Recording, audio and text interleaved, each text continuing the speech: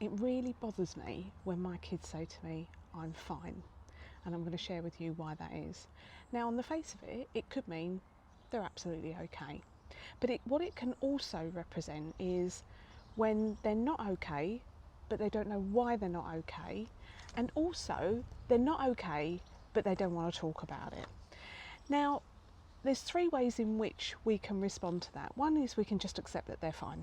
Now, just so you know, 93% of communication is non-verbal, so anything that comes out of our mouths is only 7% of actually what we're communicating. So sometimes what we say doesn't match how we feel, what we think. So yes, we can accept that they're okay. Or we can sometimes go into, well, you don't look fine.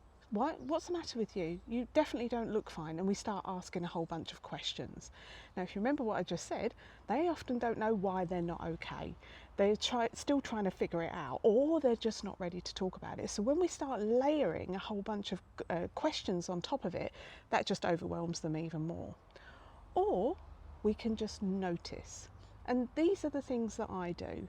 So when my kids say to me, I'm fine, I notice. I notice their face, their body language, and I notice that maybe they're just not fine.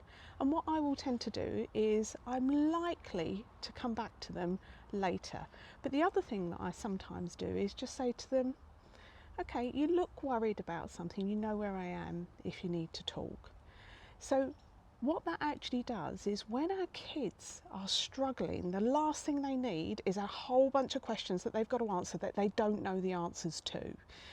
But when we say, I can see that you're a little bit worried or you look worried, they feel seen, they feel heard, and they know that you're there for them when they are ready to talk. So if your teen says to you, I'm fine, just notice, does their facial expression, does their tone, does their body language match I'm fine? Because if it does, great.